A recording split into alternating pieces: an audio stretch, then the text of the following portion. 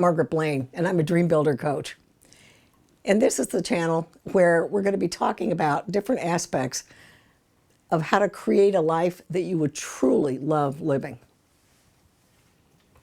You probably have a dream. You have a picture in your heart that makes you smile and makes you come alive. It matches your core values, and it's going to cause you to grow, and it's good for others. But possibly you have the sense that you don't really have what it takes. There's this doubt that you're really capable enough to achieve it. Perhaps you've tried things in the past and failed, or maybe your parents just never thought you were really capable, and possibly your teachers didn't think you could go beyond high school. It's this kind of feedback from others that leads us to put a pause on pursuing our dreams. This may have been your human experience, but you're not your history or what you've done.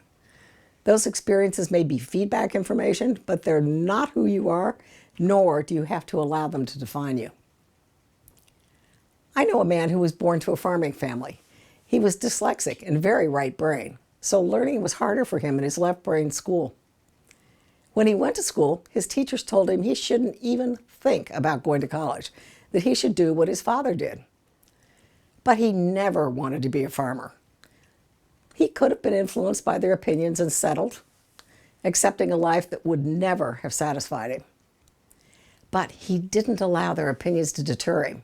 He knew he was more than appeared on the surface. He absolutely loved his camera and felt that he was an artist. This was his longing. It led to a greater and fuller expanded expression of himself. He pursued that dream and ended up graduating with a master's in fine arts, and then pursued a lifelong career in graphic design, using his artistic talents to support others in presenting their work.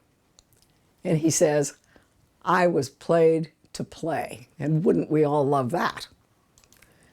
Who you really are is a spiritual being having a human experience. This marvelous brain you have is a switching station between you and the infinite. So you're definitely not restricted to your human experiences. You're far more than those. You have a point of power within you that has the answers to how to get to any dream you might have. You may say, "No way, I'm Joe Blow with this history."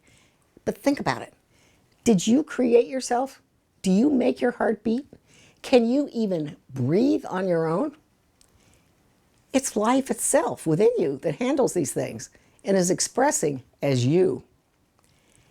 You have capacities and creative talents of which you might not yet be aware that make you as unique as your thumbprint.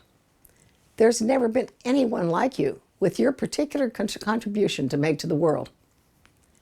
And the more you connect with who you essentially are and become the person you were meant to be, the happier you become. But with this history, how do we handle these doubts? Well, you don't want to keep hauling them around.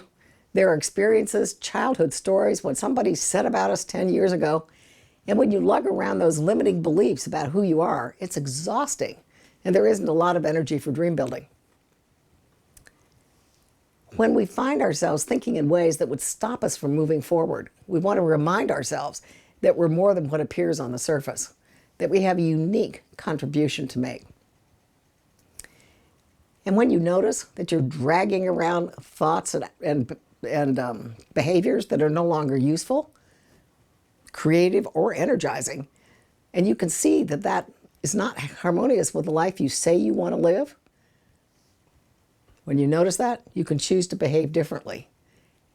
Baby steps.